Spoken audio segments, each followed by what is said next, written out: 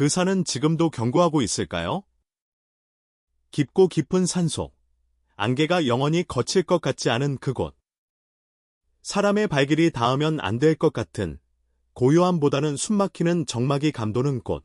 그런 산길을 가로막은 건 높은 벼슬도, 강한 힘도, 날카로운 칼도 아닌 고작 12살 먹은 소년이었습니다.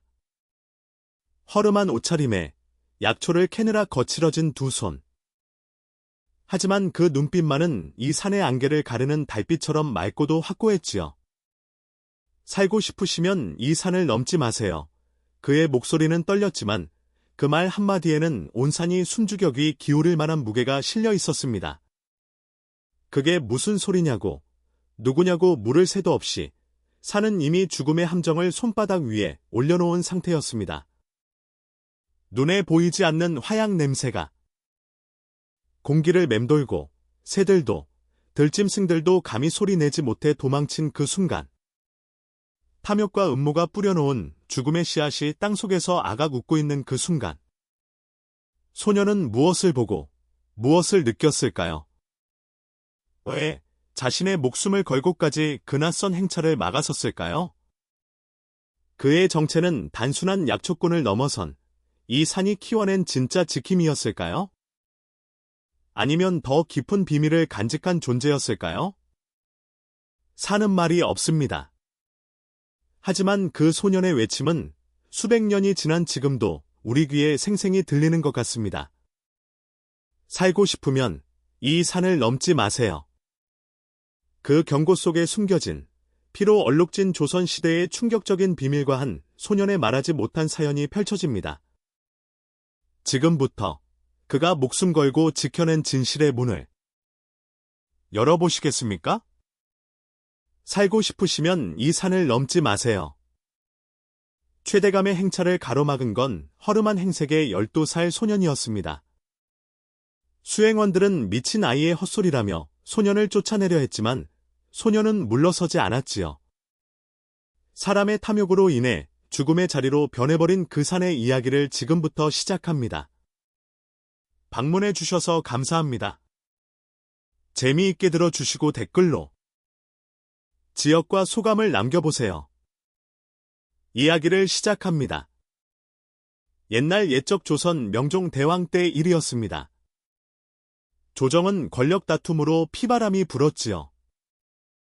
평생 청렴하게 살아온 최대감도 화를 면치 못했습니다. 거짓 상소로 목숨이 위태로워진 대감은 고향으로 도망치듯 떠났지요. 고백산 자락 단풍곡에 이른 아침부터 안개가 자욱했습니다. 호위 무사가 가마 앞에서 걸음을 멈췄습니다. 대감마님, 이상합니다. 무엇이 이상한가? 참새 소리가 들리지 않습니다. 너무 조용합니다. 대감도 느꼈지요. 뭔가 섬뜩한 기운이 온 산을 감싸고 있다는 것을. 가마 안에서 10살 난 손녀 소연이 떨리는 목소리로 물었습니다. 할아버지, 무서워요. 괜찮다. 곧 고개를 넘을 게다. 하지만 대감의 목소리도 떨렸지요. 그때였습니다. 뒤편 수풀에서 칼날이 번쩍였습니다. 박찬봉이 보낸 자객들이 숨을 죽이고 기다리고 있었던 것이지요. 대감이 이 고개를 넘으면 살아서는 돌아갈 수 없을 터였습니다. 그 깊은 산중에 한 소년이 살고 있었습니다. 이름은 하준, 12살이었지요. 하준은 부모를 일찍 여의었습니다. 열해 전 갑작스러운 산사태가 부모의 목숨을 앗아갔지요. 하지만 소년은 꺾이지 않았습니다. 산 중턱 오두막에 사는 약초 할머니가 손을 내밀었으니까요. 할머니는 젊은 시절 이름난 약초꾼이었습니다. 이제는 무릎이 아파 깊은 산을 오르지 못했지요. 하준아, 오늘은 환기를 캐 오너라. 예, 할머니. 잊지 마라. 약초는 사람을 살리는 것이다. 옳은 일에만 사용해야 한다. 할머니는 늘 그렇게 말씀하셨습니다. 하준은 고개를 끄덕였지요. 그 말의 뜻을 온전히 이해하지는 못했지만요. 그날 아침도 하주는 광주리를 메고 산에 올랐습니다. 성큼성큼 걸어가던 소년이 문득 멈춰 섰지요. 이상한데 산새들이 사라졌습니다.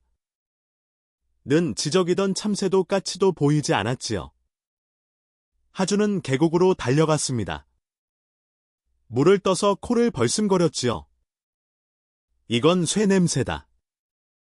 그리고 화약 냄새? 등골이 오싹했습니다. 누가 산을 건드렸어? 이건 위험해. 바로 그때였습니다. 저 아래 고갯길에서 가마 행렬이 보였지요. 하주는 깜짝 놀라 소리쳤습니다. 저기요. 거기 가마. 멈추세요. 하지만 거리가 너무 멀었습니다. 소년의 목소리는 바람에 흩어지고 말았지요. 안 돼, 저대로 가면 큰일 난다. 하주는 정신없이 산을 내려달렸습니다. 하주는 숨을 헐떡이며 산을 내려달렸습니다. 가시던 불이 얼굴을 핥히고 돌뿌리에 발이 걸렸지요. 하지만 멈출 수 없었습니다. 저 사람들 위험해. 고갯길이 점점 가까워졌습니다. 가마 행렬이 보였지요. 호위무사 셋이 앞뒤를 지키고 있었습니다. 하주는 있는 힘껏 소리쳤습니다. 거기요. 멈추세요. 호위무사가 고개를 돌렸습니다. 뭐야? 저 애송이는 산적인가? 칼을 뽑아들었지요. 하주는 두 팔을 벌려 가마 앞을 가로막았습니다. 호위 무사의 칼끝이 목에 닿았지요. 비켜라, 이놈. 안 됩니다. 이 길로 가시면 큰일 납니다. 가마 안에서 최대감이 물었습니다. 무슨 일이냐? 하주는 떨리는 목소리로 외쳤습니다. 살고 싶으시면 이 산을 넘지 마세요. 오늘 밤 이 산은 독을 품고 있습니다. 호위 무사들이 웃음을 터뜨렸지요. 헛소리 말고 썩 물러나지 못할까? 대감마님 행차를 방해하면 목이 달아난다. 하지만 하주는 물러서지 않았습니다. 칼날이 목을 찌르는 순간에도 눈 하나 깜빡이지 않았지요. 대감이 수염을 쓰다듬으며 가만히 소년을 바라보았습니다. 이 아이 예사롭지 않구나. 소년의 맑은 눈동자와 손끝에 배인 진한 흙냄새가 대감의 마음을 움직였지요. 대감이 손을 들어 호위사를 멈췄습니다. 잠깐, 칼을 거두어라. 하오나, 대감마님. 내가 직접 물어보마. 대감이 가마에서 내렸습니다. 하준과 눈을 마주쳤지요. 소년, 내 말이 사실이냐? 이 산이 위험하다고? 예. 어르신 하주는 고개를 끄덕였습니다. 산새들이 모두 달아났습니다. 계곡물에선 쇠 냄새와 화약 냄새가 섞여 나왔고요. 화약. 대감의 얼굴이 굳어졌지요. 하주는 품에서 작은 나무 조각을 꺼냈습니다. 이것도 계곡가에 떨어져 있었습니다. 화약 상자를 묶던 노끈이 달라붙은 겁니다. 호위 무사들이 그것을 살폈습니다. 대감마님, 이건 화약 냄새가 납니다. 대감은 잠시 생각에 잠겼습니다. 내 목숨을 노리는 자들이 있다. 독살도 모자라 이제 화약까지 쓰는가? 가마 안에서 어린 목소리가 들렸습니다.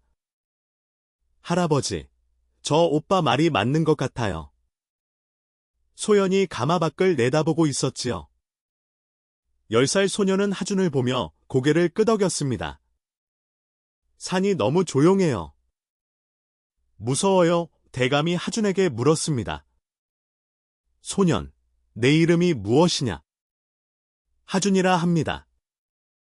하준아, 네가 이 산에 사는 아이냐?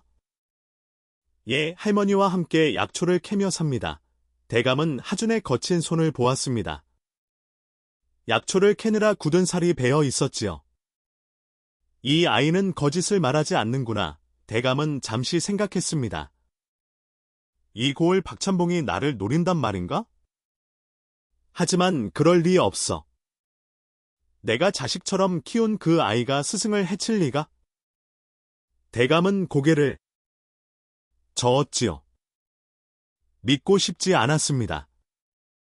하지만 결단을 내려야 했지요. 좋다. 우리 행차를 돌리자. 대감마님. 그러시면 내 목숨보다 이 아이의 진심이 더 믿음직하다. 대감은 하준의 어깨에 손을 얹었습니다. 하준아, 근처에 묵을 곳이 있느냐? 예, 산 아래 주막이 있습니다. 그곳으로 안내해다오. 하준은 앞장섰습니다. 가마 행렬이 방향을 돌렸지요. 잔 위 바위 뒤에서 이 광경을 지켜보던 자객이 황급히 몸을 숨겼습니다. 젠장, 계획이 틀어졌어. 자객은 어둠 속으로 사라졌지요. 박찬봉에게 이 사실을 알리러 달려갔습니다. 하준은 알지 못했습니다. 자신이 방금 한 선택이 얼마나 큰 운명의 수레바퀴를 돌려놓았는지 말이지요. 해가 기울어 가고 있었습니다. 하준은 대감 일행을 산 아래 주막으로 안내했지요. 주막 주인이 황급히 나왔습니다. 어서 오십시오. 방 2칸을 내주게. 예, 당장 준비하겠습니다. 대감은 하준을 불렀습니다. 하준아, 내 할머니는 어디 계시느냐? 산 중턱 오두막에 계십니다. 오늘 밤은 여기서 묵고 가거라. 저녁도 함께 먹고 하준은 망설였습니다. 할머니가 걱정되었지요. 할머니께서 기다리실 텐데, 하지만 이미 해는 저물고 있었습니다. 밤에 산을 오르기엔 위험했지요. 감사합니다. 어르신, 주막 간마루에 밥상이 차려졌습니다. 따끈한 밥과 된장찌개에 나물 반찬이 수북했지요. 하준은 숟가락을 들었다가 멈칫했습니다. 손이 떨렸습니다. 이렇게 따뜻한 밥은 언제 먹어봤더라? 대감이 하준이 등을 토닥였습니다. 배고플 텐데 어서 먹어라. 예, 하준은 눈물을 꾹 참으며 밥을 떠 먹었지요. 소연이 옆에서 말했습니다. 오빠, 무서웠죠? 칼이 목에 닿았을 때 하준은 고개를 저었습니다. 아니에요. 무섭지 않았어요. 거짓말. 손이 떨리잖아요. 소연이 웃으며 밥을 더 떠주었습니다. 대감이 물었습니다. 하준아, 내가 오늘 우리 목숨을 구해주었다. 이 은혜를 어찌 갚아야 하겠느냐? 아닙니다. 저는 그저 아니다. 네가 아니었으면 우리는 그 길에서 죽었을 게다. 하준은 고개를 들어 대감을 바라보았습니다. 할머니께서 말씀하셨지 옳은 일에만. 옳은 일에만. 하준은 아직 그 말의 뜻을 다 알지 못했습니다. 하지만 분명한 건 하나 있었지요. 저 사람들이 죽으면 안 돼. 그 순간 하준은 결심했지요. 어르신, 제가 이 산을 잘 압니다. 위험한 곳도 안전한 길도 다 알지요. 꼭 필요하시면 제가 도와드리겠습니다. 대감은 하준의 어깨를 꼭 잡았습니다. 고맙구나. 정말 고맙다. 그날 밤 하준은 처음으로 포근한 이불을 덮고 잠들었습니다. 하지만 편히 잠들 수는 없었지요. 그때 멀리 산 너머에서 붉은 불빛이 번쩍였습니다. 신호였지요. 자객들이 움직이기 시작한 것입니다. 온몸이 떨렸지요. 칼이 목에 닿았을 때 정말 무서웠어. 하준은 이불을 뒤집어 쓰고 몸을 웅크렸습니다. 눈을 감으면 차가운 칼날이 목덜미를 스치던 감촉이 되살아났지요. 방문이 스르륵 열렸습니다. 대감이 들어왔지요. 하준아, 아직 깨어 있느냐? 예. 어르신. 대감은 하준 옆에 앉아 등을 토닥였습니다. 무서웠구나. 아닙니다. 저는 칼을 목에 대고도 눈 하나 깜빡이지 않더니 이제야 무서운 게냐. 하준의 눈에서 눈물이 주르륵 흘렀습니다. 참으려 해도 멈출 수가 없었지요. 죄송합니다. 어르신. 울어도 괜찮다. 네가 오늘 얼마나 용감했는지 아느냐. 대감은 품에서 따뜻한 차 한 잔을 꺼내 하준에게 건넸습니다. 마시거라. 마음이 좀 진정될 게다. 하준은 차를 받아들었습니다. 손이 떨려자니 딸그락거렸지요. 대감은 하준의 손을 감싸 쥐어 차를 마실 수 있게 도왔습니다. 고맙구나. 정말 고마워. 하준은 고개를 들어 대감을 바라보았지요. 어르신은 왜 저를 믿으셨습니까? 대감은 잠시 먼 곳을 바라보았습니다. 내게도 아들이 하나 있었다. 내 또래였을 때 꼭 너처럼 눈이 맑았지. 거짓말을 할 줄 몰랐어. 대감의 목소리가 떨렸습니다. 10년 전 역병으로 세상을 떠났다. 소연의 아버지였지. 아, 내 눈을 보니 그 아이가 생각났다. 그래서 믿었다. 대감은 하준의 머리를 쓰다듬었습니다. 하준아, 오늘 내가 한 일은 목숨을 건 일이었다. 그 용기를 잊지 마라. 하준은 고개를 끄덕였지요. 이런 게 아버지의 손길이구나. 부모를 잃은 지 10년. 처음으로 따뜻한 손길을 느꼈습니다. 대감이 일어서며 말했습니다. 이제 자거라. 내일은 먼 길을 가야 한다. 어르신. 편히 쉬십시오. 대감이 나간 뒤 하준은 눈물을 닦으며 이불을 덮었습니다. 덜덜 떨림이 멈췄지요. 지켜야 해. 저분들을 꼭 지켜야 해. 하준은 비로소 편히 잠들 수 있었습니다. 하지만 산 너머에서는 이미 악의 그림자가 움직이기 시작했지요. 한밤중이었습니다. 하준은 잠결에 눈을 떴지요.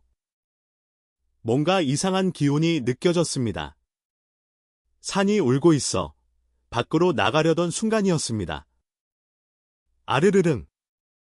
하늘이 찢어지는 듯한 폭발음이 산을 뒤흔들었지요. 주막 전체가 흔들렸습니다. 기와가 와르르 쏟아지고 사람들이 비명을 질렀습니다. 지진이다. 산이 무너진다. 하준은 밖으로 뛰쳐나갔습니다. 대감과 호위 무사들도 마당으로 나왔지요. 멀리 단풍고개 쪽에서 불길이 치솟았습니다. 연기가 하늘을 뒤덮고 땅이 갈라지는 소리가 들렸지요. 대감이 입을 딱 벌렸습니다. 저게 호위 무사가 떨리는 목소리로 말했습니다. 저희가 지나가려던 바로 그 길입니다. 산사태가 고갯길을 집어삼켰습니다. 바위가 굴러 떨어지고 나무가 뿌리째 뽑혔지요. 만약 대감 일행이 그 길을 지났다면 한 명도 살아남지 못했을 것입니다. 주막 주인이 떨며 말했습니다. 저건 천재가 아닙니다. 사람이 꾸민 일이요. 무슨 소리냐? 저런 폭발은 화약 없이는 불가능합니다. 대감은 하준을 돌아보았습니다. 소년의 얼굴은 창백했지요. 하준아, 내가 말한 게 이것이었구나. 하준은 고개를 끄덕였습니다. 어르신. 제가 맡은 화약 냄새가 저런 것이었습니다. 대감은 하준의 어깨를 꼭 잡았습니다. 내가 우리 목숨을 구했다. 네가 아니었으면 우리는 모두 죽었을 게다. 소연이 하준에게 달려왔습니다. 눈물을 뚝뚝 흘리며 하준의 손을 잡았지요. 오빠, 고마워요. 할아버지를 살려줘서 정말 고마워요.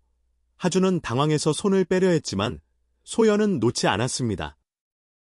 오빠가 아니었으면 저도 할아버지도 다 죽었을 거예요. 호위 무사들이 하준 앞에 무릎을 꿇었습니다. 소년, 목숨을 구해주신 은혜를 어찌 갚아야 할지 모르겠습니다. 하준은 황급히 그들을 일으켰지요. 아닙니다. 저는 그저. 대감이 웃으며 말했습니다. 겸손하구나. 하지만 은혜는 은혜다. 그때였습니다. 어둠 속에서 말발굽 소리가 들렸습니다. 누군가 급하게 이쪽으로 달려오고 있었지요. 대감의 얼굴이 굳어졌습니다. 추격자들이 온다. 말발굽 소리가 점점 가까워졌습니다. 대감이 호위 무사들에게 눈짓했지요. 칼을 빼라. 적이다. 호위 무사 셋이 주막 입구를 막아섰습니다. 하주는 소연을 대감 뒤로 밀어넣었지요. 소연 아가씨, 어르신 곁에 계세요. 말탄 자객 5이 주막 마당으로 들이닥쳤습니다. 검은 옷에 얼굴을 가린 살수들이었지요. 우두머리로 보이는 자가 말에서 내렸습니다. 최대감, 관직에서 물러나셨으면 조용히 사시지. 왜 이리 발버둥을 치십니까? 대감이 냉정하게 말했습니다. 누구 심부름을 하느냐? 아시면서 왜 물으십니까? 박찬봉 어르신께서 대감께 편히 가시라고 길을 마련해 두셨는데 굳이 피하시니 이리 직접 찾아왔습니다. 박찬봉이라면? 대감의 눈빛이 흔들렸습니다. 박찬봉이라면 설마 그 아이가? 10년 전 대감은 한 소년을 자식처럼 키웠습니다. 가난한 양반 집안의 총명한 아이였지요. 대감은 그 소년에게 글을 가르치고 벼슬길을 열어주었습니다. 내가 키운 그 아이가 나를 죽이려 한단 말인가. 자객이 칼을 빼들었습니다. 각설하고 대감께서는 오늘 여기서 편히 잠드십시오. 호위 무사들이 앞으로 나섰지만 자객들의 솜씨가 만만치 않았지요. 칼날이 부딪히는 소리가 밤마을을 갈랐습니다. 하주는 주위를 살폈습니다. 5명. 호위 무사는 3뿐이야. 이기기 힘들어. 그때 하준의 눈에 주막 뒤편 산길이 보였습니다. 어르신, 저를 따라오십시오. 여기서 싸우면 집니다. 산으로 도망쳐야 합니다. 대감이 결단을 내렸습니다. 물러서라. 도망친다. 호위 무사들이 자객을 밀어내며 뒤로 물러섰지요. 하준이 앞장서서 산길로 뛰어올랐습니다. 이쪽입니다. 빨리. 대감이 소연의 손을 잡고 뒤따랐습니다. 호위 무사들이 뒤를 막으며 함께 산으로 올라갔지요. 자객 우두머리가 비웃으며 소리쳤습니다. 도망쳐봤자 소용없다. 이 산은 우리가 다 안다. 하지만 하주는 멈추지 않았습니다. 아니야. 너희는 이 산을 모른다. 나만큼은 아니지. 하주는 어둠 속에서도 길을 잃지 않았습니다. 발밑돌의 감촉만으로도 어디로 가야 하는지 알 수 있었지요. 대감 일행을 이끌고 계곡을 따라 올라갔습니다. 하준아, 어디로 가는 게냐? 동굴이 하나 있습니다. 거기서 숨어야 합니다. 뒤에서 자객들의 외침이 들렸습니다. 놓치지 마라. 새벽 전에 찾아내야 한다. 하주는 가시던 볼 사이로 몸을 밀어넣었습니다. 대감과 소연, 호위사들도 뒤따랐지요. 옷이 찢어지고 얼굴이 긁혔지만 멈출 수 없었습니다. 잠시 후, 큰 바위 뒤에 숨겨진 동굴이 나타났습니다. 여기입니다. 모두 동굴 안으로 들어갔지요. 깊지는 않았지만 사람들이 숨기에는 충분했습니다. 소연이 거친 숨을 몰아쉬며 물었습니다. 오빠, 여긴 어떻게 알았어요? 약초 캐러 다니다 발견했습니다. 사람들은 잘 모르는 곳이지요. 대감이 동굴 안을 살폈습니다. 횃불을 들자 벽면에 뭔가 반짝이는 것이 보였지요. 이건 하준이 가까이 다가갔습니다. 동굴 한쪽 구석에 낡은 나무 상자가 숨겨져 있었습니다. 상자가 있네요. 하준이 상자를 열었습니다. 안에는 화약과 공지, 서찰 몇 장이 들어 있었지요. 대감의 얼굴이 하얗게 질렸습니다. 이건 역모를 꾸미기 위한 증거물이구나. 서찰을 펼쳐보니 대감의 이름이 적혀 있었습니다.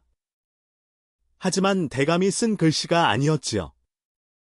누군가 나를 역모로 몰아넣으려고 미리 숨겨둔 것이다. 호위 무사가 화약 봉지를 살폈습니다. 대감 마님, 화약 상자에 문양이 새겨져 있습니다. 박광가의 문양입니다. 이건 박찬봉의 것이 틀림없습니다. 대감은 주먹을 불끈 쥐었습니다. 그 아이가, 내가 키운 그 아이가 이런 짓을 하다니. 하주는 화약 상자를 자세히 들여다보았습니다. 그러다 상자 귀퉁이에 묻은 녹슨 흙을 발견했지요. 이 흙, 이 색깔은 손으로 만져 보았습니다. 10년 전 부모님이 돌아가신 산사태 현장에서 본 흙과 똑같았습니다. 하준의 온몸이 얼어붙었지요. 설마. 떨리는 손으로 상자를 더 살폈습니다. 상자 밑바닥에 희미하게 날짜가 적혀 있었습니다. 명종 15년 6월 하준의 입술이 파르르 떨렸습니다. 부모님이 돌아가신 날이다. 으악! 하준이 상자를 내던지며 비명을 질렀지요. 소연이 깜짝 놀라 하준의 팔을 붙잡았습니다. 오빠, 왜 그래요? 하준은 눈물을 흘리며 중얼거렸습니다. 아버지, 어머니도. 저것 때문에. 대감이 하준의 어깨를 잡았습니다. 하준아, 무슨 말이냐? 제 부모님도 10년 전 산사태로 돌아가셨습니다. 그날도 이런 화약이 터졌습니다. 대감의 눈이 커졌지요. 그럼, 설마. 예, 저들이 제 부모님도 죽인 겁니다. 하준은 이를 갈았습니다. 10년을 품었던 의문이 풀렸지만 진실은 너무나 잔혹했지요. 동굴 안은 한동안 침묵에 잠겼습니다. 하준은 벽에 기대어 눈물을 흘렸지요. 10년 동안 가슴속에 묻어두었던 슬픔이 터져나왔습니다. 대감이 하준 옆에 앉아 등을 토닥였습니다. 많이 아팠구나. 어르신, 저는 그저 부모님이 운이 없었다고만 생각했습니다. 하준의 목소리가 떨렸지요. 그런데 아니었어요. 누군가 일부러 죽인 거였어요. 대감은 하준을 꼭 안아주었습니다. 이제 알았으니 반드시 갚아줄 수 있다. 내 부모님의 원수를 꼭 갚아주마. 내 목숨을 걸고 약속하마. 소연도 하준 곁에 다가와 작은 손수건을 내밀었습니다. 오빠, 눈물 닦아요. 하준은 손수건을 받아 눈물을 닦았지요. 소연이 하준의 손을 꼭 잡았습니다. 오빠, 무섭지 않아요. 저도 무서워요. 소연 아가씨는 왜 무서운데요? 할아버지를 잃을까 봐요. 오빠를 잃을까 봐요. 소연의 눈에서도 눈물이 흘렀습니다. 엄마 아빠는 제가 어렸을 때 돌아가셨어요. 이제 할아버지밖에 없는데 할아버지마저 잃으면 저는 어떡해요.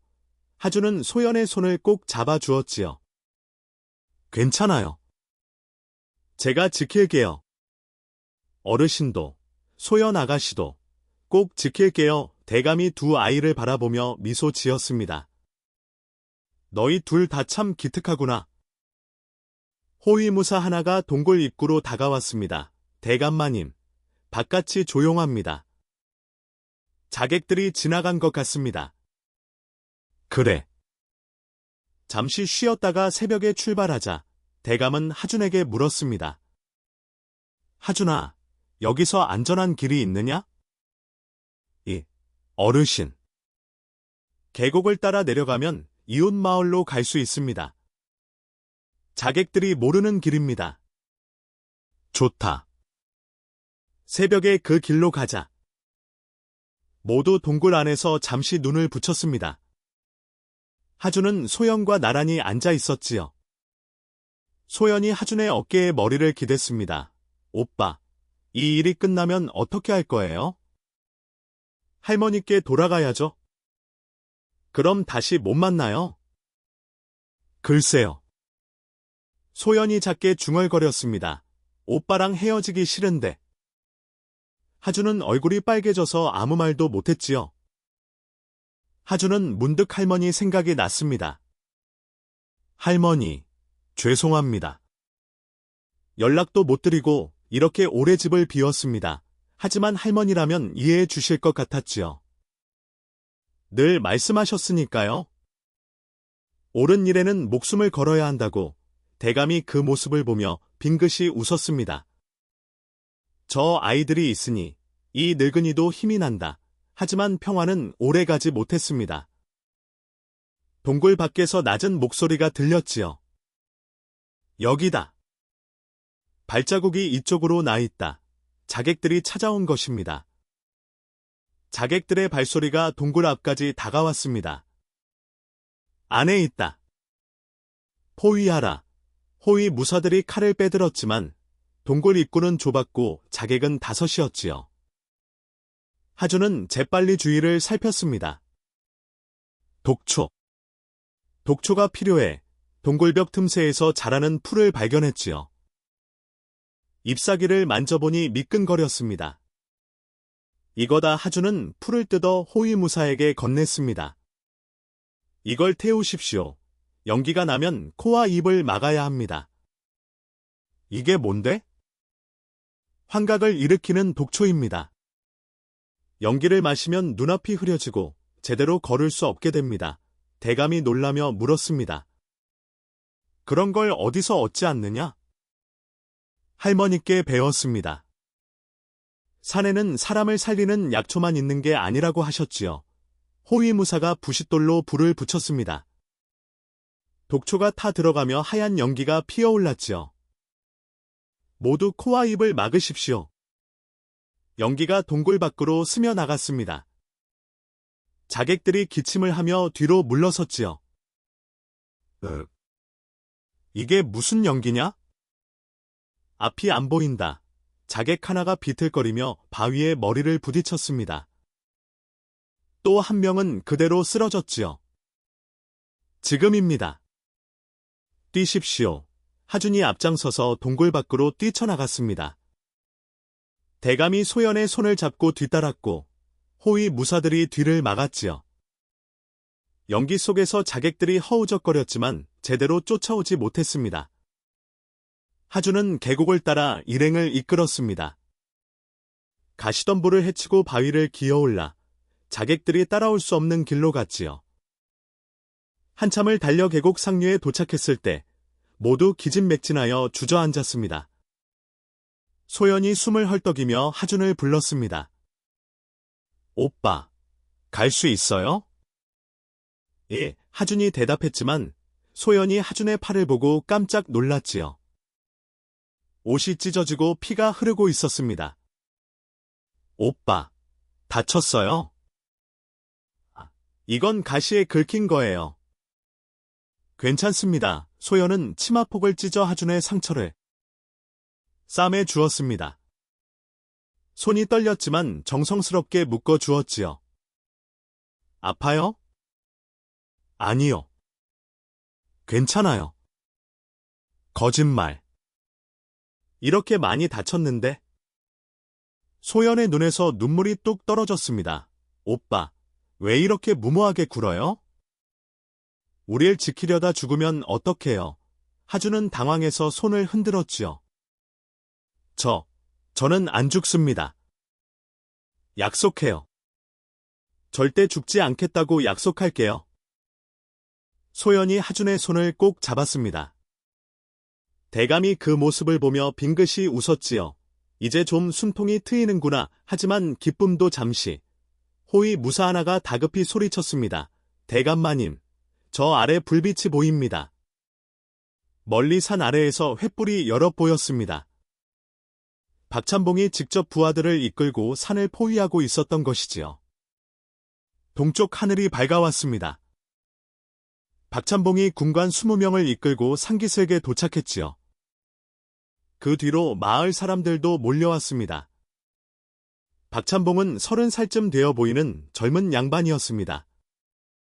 얼굴은 준수했지만 눈빛이 차가웠지요. 최대감, 나오시오. 박찬봉의 목소리가 산을 울렸습니다.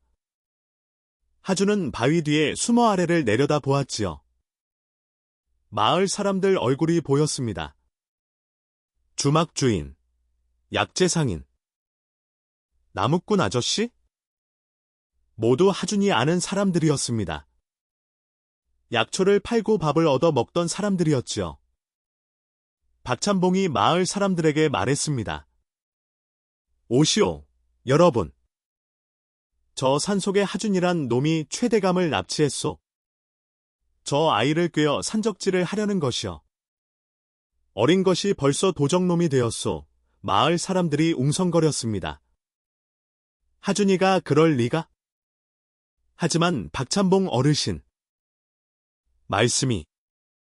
주막 주인이 큰 소리로 외쳤습니다. 하준아. 네가 정말 대감을 협박한 게냐? 하준의 가슴이 철렁 내려앉았지요. 아니야. 아니야. 내가 왜? 약재상인도 소리쳤습니다. 어린 놈이 벌써 사람을 속이다니. 당장 내려와. 하준은 입술을 깨물었습니다.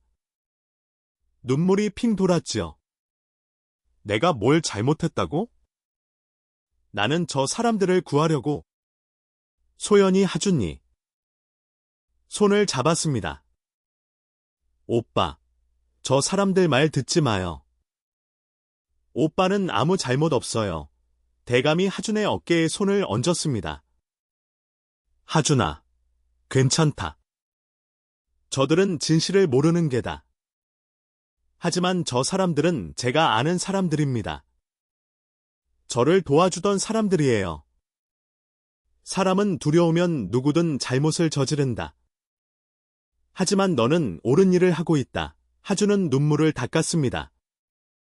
할머니 목소리가 귀가에 맴돌았지요. 옳은 일에만 사용해야 한다. 맞아. 나는 옳은 일을 하고 있어. 하준은 고개를 들어 박찬봉을 바라보았습니다. 저 사람이 제 부모님을 죽였어. 대감님을 죽이려 했고. 저런 사람을 막는 게 옳은 일이야. 하준은 주먹을 불끈 쥐었습니다. 어르신, 저는 도망가지 않겠습니다. 저 사람들과 맞서겠습니다. 진실을 밝히겠습니다. 대감이 걱정스럽게 물었습니다. 하준아, 위험하다. 괜찮습니다.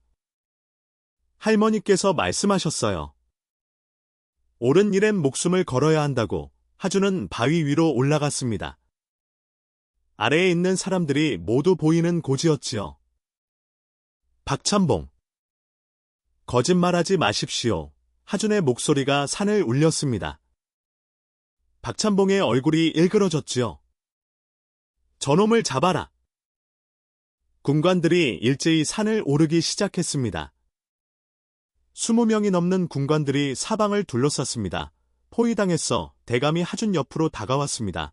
하준아, 내가 혼자 도망칠 방법이 있느냐? 예.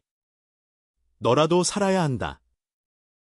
이 산을 잘 아는 내가 도망쳐서 진실을 알려야 해. 하준은 고개를 저었습니다. 안 됩니다. 저 혼자 도망칠 수 없습니다. 어르신께서 제게 말씀하셨지 않습니까? 옳은 일을 하고 있다고. 저는 도망가지 않겠습니다. 끝까지 함께하겠습니다. 대감의 눈에서 눈물이 흘렀습니다. 고맙구나. 정말 고맙다. 박찬봉이 산 아래에서 다시 소리쳤습니다. 최대감, 마지막으로 묻겠소. 순순히 내려오시겠소? 대감이 일어섰습니다.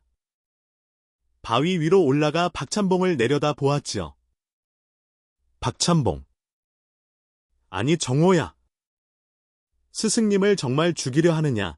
박찬봉의 얼굴이 일그러졌습니다. 스승님께서 비켜주셨다면 이러지 않아도 됐습니다. 뭐? 제가 탐관오리라고요? 백성을 착취한다고요? 그게 뭐가 어떻습니까? 박찬봉이 주먹을 불끈 쥐었지요. 스승님은 평생 청렴하게 사셨지만 뭐가 남았습니까? 초라한 가마 하나, 호위무사 셋뿐이지 않습니까? 정호야. 나는 다릅니다. 권력을 쥐고 재물을 모았습니다. 이제 대감 자리도 제 것이 될 겁니다. 대감은 가슴이 무너지는 것 같았습니다. 내가 키운 아이가 이렇게 변했구나? 하준이 참지 못하고 소리쳤습니다. 박찬봉. 당신이 10년 전에도 화약을 썼지요. 박찬봉이 하준을 보며 비웃었습니다. 그래, 그때도 썼다. 방해되는 자들을 치웠지. 내 부모도 그중 하나였어. 하준의 온몸이 떨렸습니다. 이놈, 어린 것이 덤비려고? 웃기지 마라. 박찬봉이 손을 들었습니다. 공격하라. 한 놈도 살려두지 마라. 군관들이 일제히 산에 올랐습니다. 하준은 주먹을 불끈 쥐었지요. 부모님, 할머니, 지켜보세요. 제가 저 악당을 반드시 무너뜨리겠습니다. 군관들이 바위 사이로 올라왔습니다. 호위사 셋이 앞을 막았지만 숫자가 너무 많았지요. 칼이 부딪히는 소리가 요란했습니다. 하준은 주위를 살폈습니다. 어떻게든 빠져나갈 길이 있어야 하는데. 그때 뒤편에서 말발굽 소리가 들렸습니다. 누군가 산 위쪽에서 내려오고 있었지요. 흰 말을 탄 관리였습니다. 옷차림이 화려했고 허리춤에는 금으로 장식된 칼이 차 있었습니다. 박찬봉이 반갑게 소리쳤습니다. 오, 황판서 대감께서 오셨구나. 판서라는 말에 대감의 얼굴이 하얗게 질렸습니다. 설마 황판서가? 황판서가 말에서 내려 천천히 걸어왔습니다. 나이는 50 정도였고 얼굴에는 교활한 미소가 걸려 있었지요. 최대감, 오랜만이여. 황판서, 자네가 이 일에 관여했단 말인가? 관여라니, 내가 주도한 거요. 황판서가 비웃으며 말했습니다. 박찬봉은 그 전에 심부름꾼일 뿐이요. 진짜 배우는 나였지. 대감이 이를 갈았습니다. 자네가 왜? 나를 왜? 왜요? 최대감, 당신은 너무 깨끗하오. 그게 우리에겐 방해가 되지. 황판서가 부채를 펼쳐 얼굴을 가렸습니다. 조정에서 당신 같은 청렴한 자들이 있으면 우리가 재물을 모으기 힘들어요. 그래서 하나씩 제거하는 중이요. 이 악당들. 천만에, 나는 똑똑한 거요. 황판서가 하준을 보며 말했습니다. 저 꼬맹이도 치워야겠군. 10년 전 일을 들었다니 살려둘 수 없지. 하준은 주먹을 불끈 쥐었지요. 저놈이 진짜 배후구나. 황판서가 군관들에게 손짓했습니다. 끝내라. 빨리 군관들이 일제히 달려들었습니다. 호위무사 하나가 어깨에 칼을 맞고 쓰러졌지요. 대감이 하준과 소연을 뒤로 밀어넣었습니다. 하준아, 소연아, 절벽 쪽으로 가거라. 할아버지. 어서. 하준은 소연의 손을 잡고 절벽 쪽으로 뛰었습니다. 뒤에서 칼 부딪히는 소리와 비명이 들렸지요. 절벽 끝에 다다랐을 때 하준은 아래를 내려다 보았습니다. 깊은 계곡이었습니다. 물소리가 아득하게 들렸지요. 뛰어내릴 수밖에 없어. 소연이 떨리는 목소리로 물었습니다. 오빠, 어떡해요? 소연 아가씨, 제 손을 놓지 마세요. 하준은 소연의 손을 꼭 잡았습니다. 뒤에서 군관들이 다가왔지요. 저기 있다. 봐라. 하준은 눈을 감고 뛰어내렸습니다. 소연과 함께 어둠 속으로 떨어졌지요. 차가운 물이 하준의 온몸을 집어삼켰습니다. 계곡물이었지요. 물살이 거세게 하준을 끌고 갔습니다. 소연 아가씨, 하준은 손을 뻗었지만 소연이 보이지 않았습니다.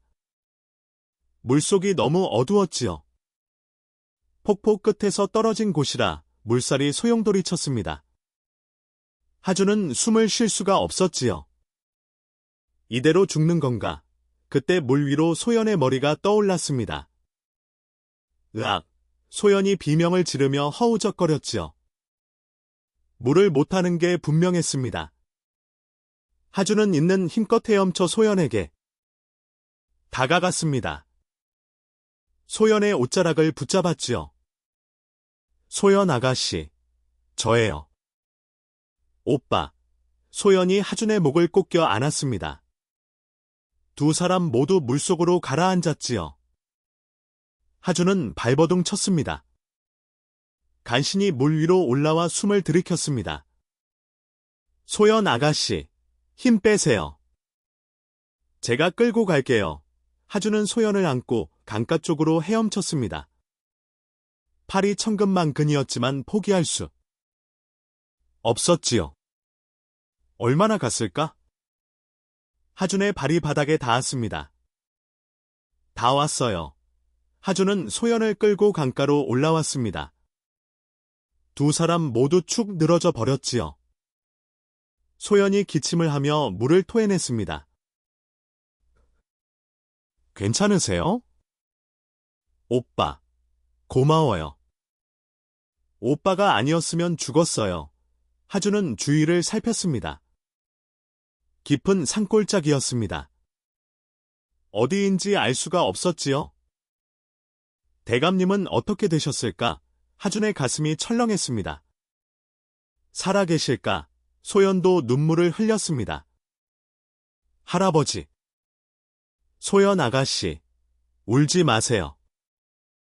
대감님은 강하신 분이에요. 하준은 소연을 위로했지만 자신도 불안했습니다. 그때 멀리서 개 짖는 소리가 들렸지요. 저건 추격견이에요. 황판서가 개까지 풀어 쫓아오고 있었습니다. 하준은 벌떡 일어났습니다. 어서 가야 해요. 오빠, 저는 더 못 가요. 다리에 힘이 없어요. 소연이 주저앉았지요. 하준은 소연을 업었습니다. 제가 업게요. 오빠. 포기하면 안 돼요. 반드시 살아야 해요. 하준은 소연을 업고 산길을 올랐습니다. 온몸이 젖어 무거웠고 숨이 턱까지 차지만 멈출 수 없었지요. 개 짖는 소리가 점점 가까워졌습니다. 어디로 가지? 어디로? 하준의 머릿속이 하얗게 변했습니다. 바로 그때 앞에 작은 오두막이 보였습니다. 할머니의 오두막이었습니다. 하준은 소연을 업고 오두막 문을 두드렸습니다. 할머니! 할머니! 문이 열렸습니다. 할머니가 나왔지요. 하준아! 할머니! 하준은 할머니를 껴안았습니다. 눈물이 주르륵 흘렀지요. 할머니, 죄송해요. 연락도 못 드리고. 됐다. 내가 무사해 다행이다. 할머니는 소연을 보았습니다. 이 아이는 구해드려야 할 사람입니다. 어서 들어오라. 할머니는 두 아이를 오두막 안으로 들였습니다. 젖은 옷을 벗기고 마른 옷을 입혔지요. 할머니, 추격자들이 옵니다. 곧 여기까지 올 거예요. 그럼 지하에 숨어야겠구나. 할머니는 마루미 판자를 열었습니다. 작은 공간이 나왔지요. 여기 들어가거라. 움직이지 마라. 할머니는요? 난 괜찮다. 어서 하준은 소연과 함께 지하로 들어갔습니다. 할머니가 판자를 덮었지요. 잠시 후 밖에서 개 짖는 소리가 들렸습니다. 여기다. 오두막이 있다. 군관들이 문을 벌컥 열고 들어왔습니다. 할멈, 어린 것 둘이 오지 않았느냐? 할머니가 고개를 저었습니다. 못 봤네. 거짓말 마라. 개가 여기까지 따라왔다. 군관들이 오두막을 뒤졌습니다.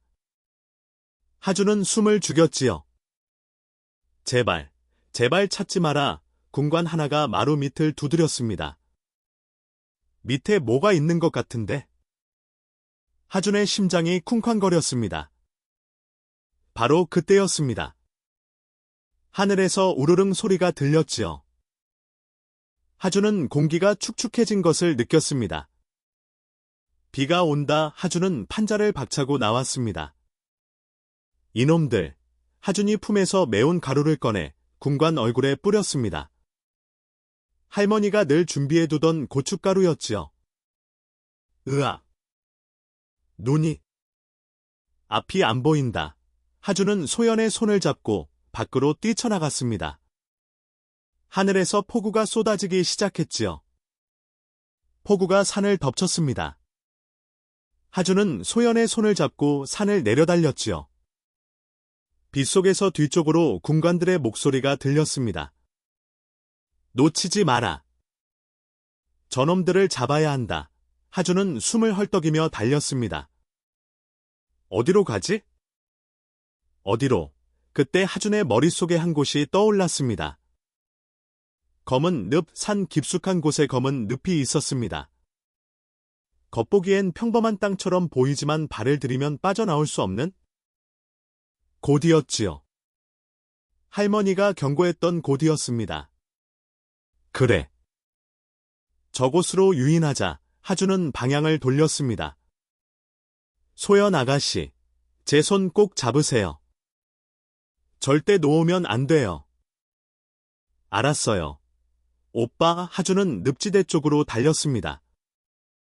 비가 내려 땅이 더욱 미끄러웠지요. 잠시 후 검은 늪이 나타났습니다.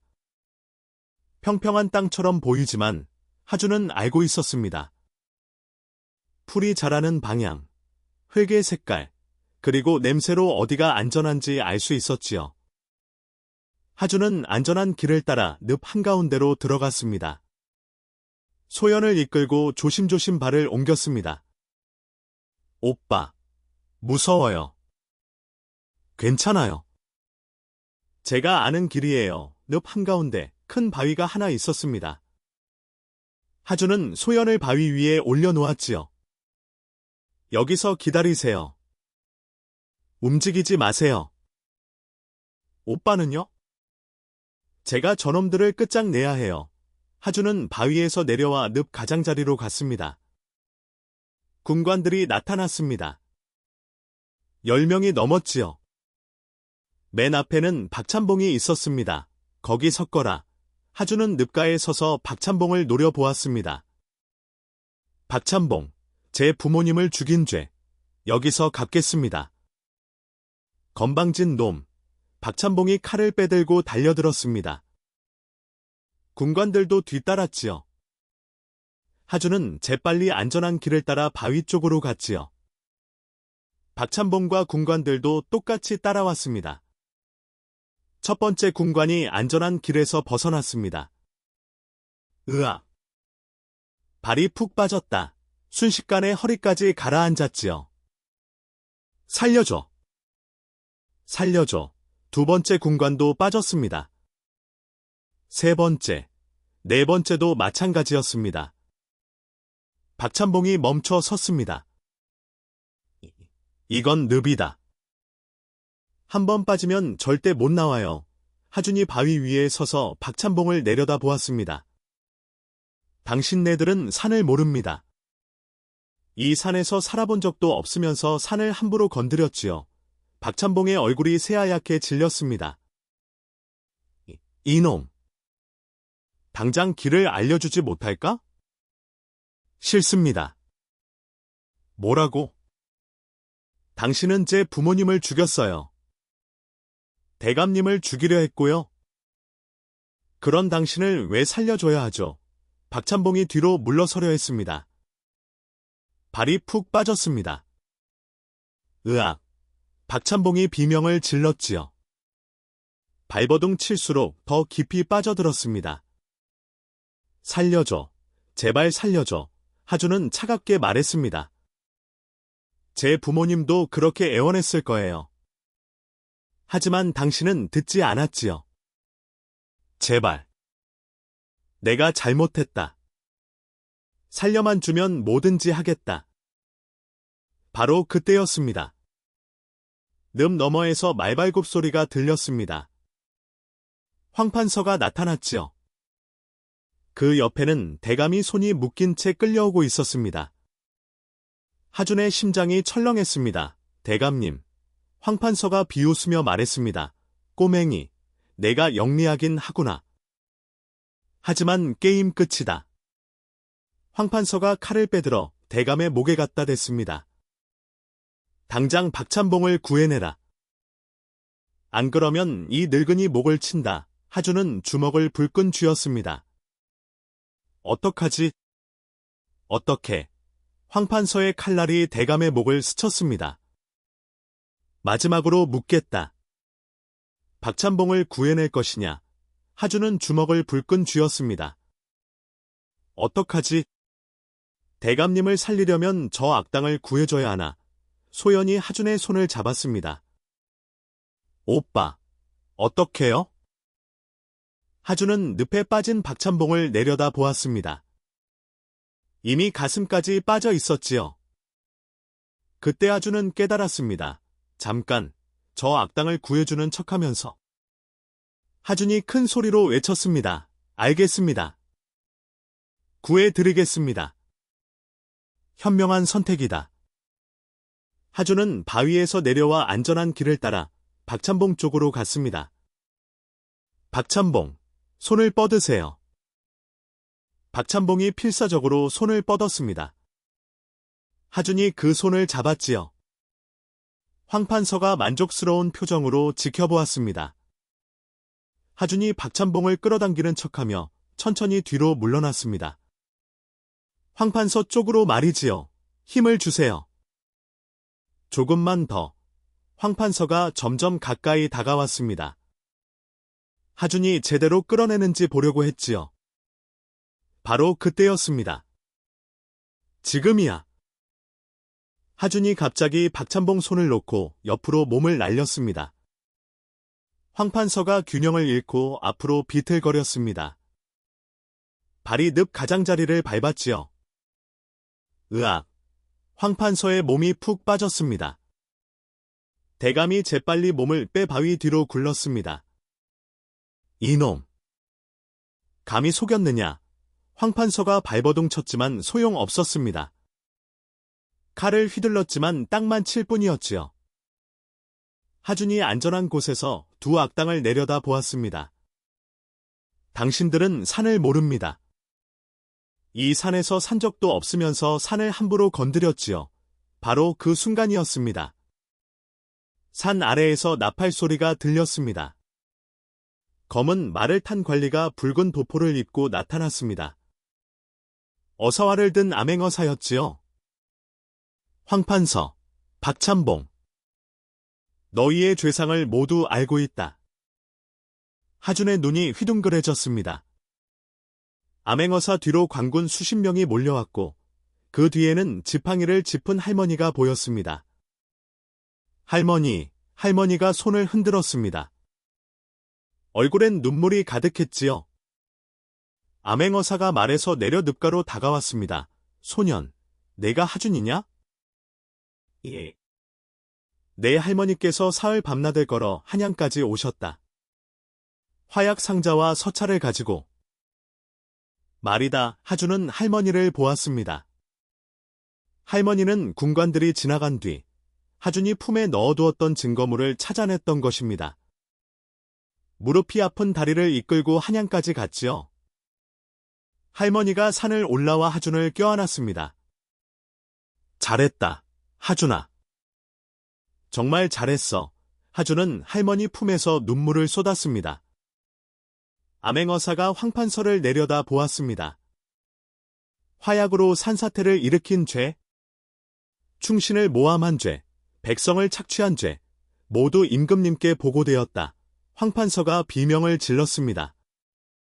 그럴 리 없어. 증거가 어디 있어? 암행어사가 화약 상자를 들어 보였습니다. 이것이 증거다. 내 관가의 문양이 선명하구나. 관군들이 긴 나뭇가지로 두 악당을 늪에서 끌어냈습니다. 진흙을 투성이가 된 황판서와 박찬봉은 땅바닥에 쓰러졌지요. 결박하라. 대감이 하준과 할머니에게 다가왔습니다. 할멈, 하준아, 이 큰 은혜를 어찌 갚아야 할지. 소연도 하준에게 달려와 손을 잡았습니다. 오빠, 정말 대단해요. 하준은 할머니 손을 꼭 잡았습니다. 할머니, 무릎은 괜찮으세요? 괜찮다. 옳은 일을 위해서라면 이 정도는 해야지. 그날 밤, 산에는 평화가 찾아왔습니다. 자리를 뒤로 한 채 한양 도성이었습니다. 임금님 앞에서 재판이 열렸지요. 황판서와 박찬봉이 결박당한 채 무릎을 꿇었습니다. 얼굴은 초라하기 짝이 없었습니다. 임금님이 서찰을 내려다보며 말씀하셨습니다. 황판서, 박찬봉, 너희의 죄를 아느냐? 황판서가 머리를 조아렸습니다. 죄송하옵니다. 전하. 죄송하다고? 10해 넘게 백성을 괴롭히고 충신을 모함했는데? 임금님의 목소리가 차가웠지요. 화약으로 산을 무너뜨려 수십 명을 죽였고 최대감을 영웅으로 몰아 죽이려 했다. 황판서는 아무 말도 못했습니다. 임금님이 하준을 보셨습니다. 그 어린 약초꾼은 어디 있느냐? 대감이 하준을 앞으로 나서게 했습니다. 저와 여기 있사옵니다. 하준은 떨리는 손으로 절을 올렸습니다. 소인 하준, 전하를 뵙사옵니다. 임금님이 하준을 자세히 보셨지요. 네가 진실을 밝혀냈다고? 예, 전하 다만 소인 혼자 한 것이 아니라 여러분들의 도움이 있었습니다. 겸손하구나. 임금님이 미소를 지으셨습니다. 하준아, 네가 원하는 게 있느냐? 벼슬이든 재물이든 내려주마. 하준은 고개를 저었습니다. 전하 소인은 산으로 돌아가고 싶사옵니다. 산으로? 예. 할머니께서 기다리고 계십니다. 그리고 소인은 약초꾼입니다. 산에서 사람을 살리는 것이 소인의 길입니다. 임금님이 고개를 끄덕이셨지요. 그래, 훌륭한 마음씨로다. 임금님이 황판서와 박찬봉을 내려다 보셨습니다. 황판서는 사형, 박찬봉은 유배형에 처한다. 재산은 모두 몰수하여 피해받은 백성들에게 돌려주도록 하라. 예, 전하. 황판서가 끌려가며 비명을 질렀습니다. 전하, 용서해 주십시오. 하지만 임금님은 고개도 돌리지 않으셨습니다. 박찬봉은 고개를 떨구고 눈물을 흘렸지요. 대감을 바라보며 중얼거렸습니다. 스승님. 죄송합니다.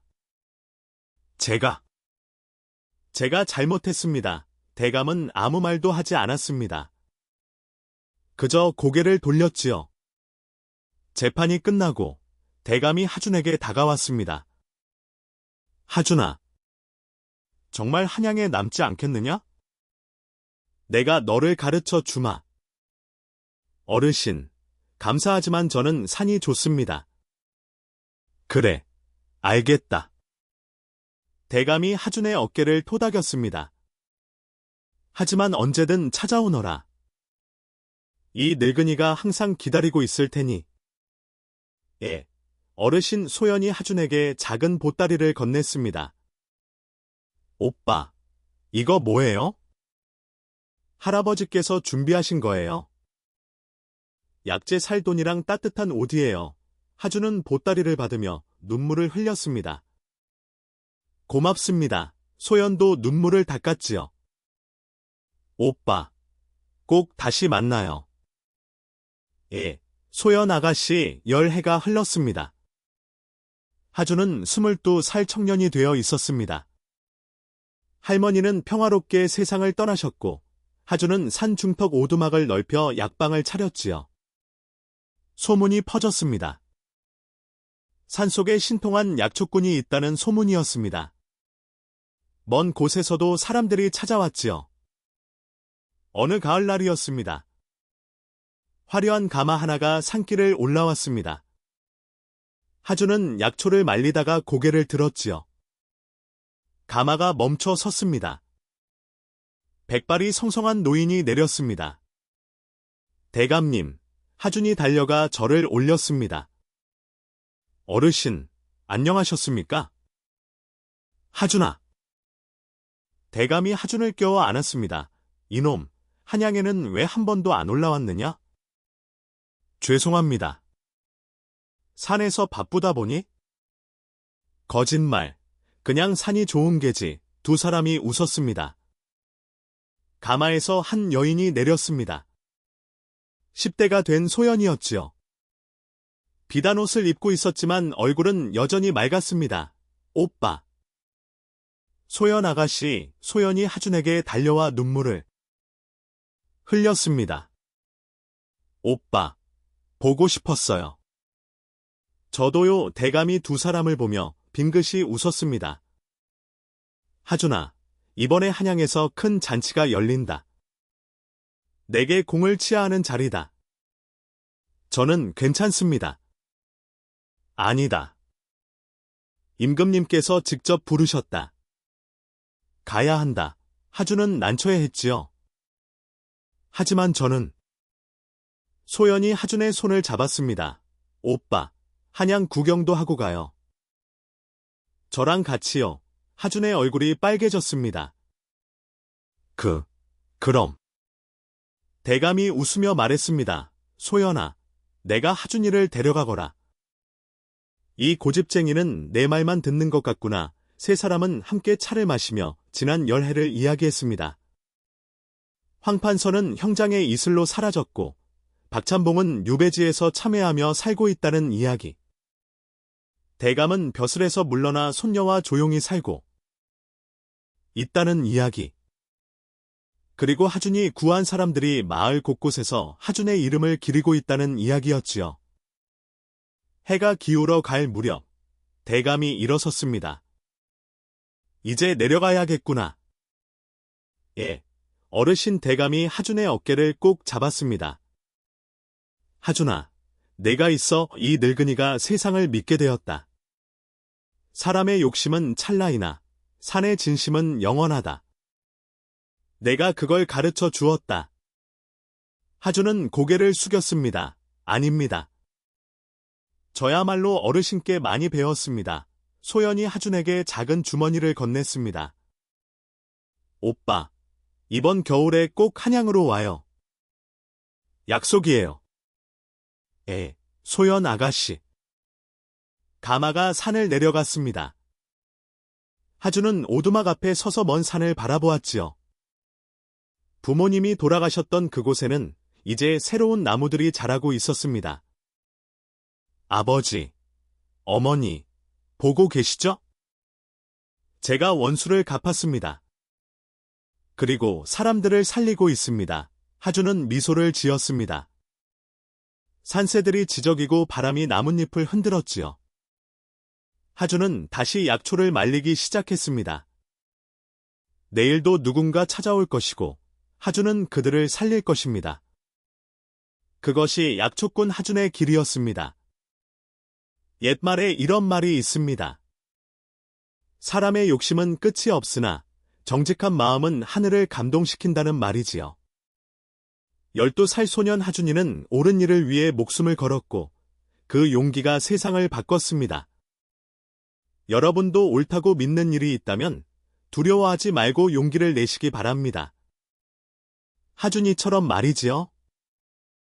이번 이야기가 마음에 남으셨다면 어디서 들으시는지 소감을 남겨보세요.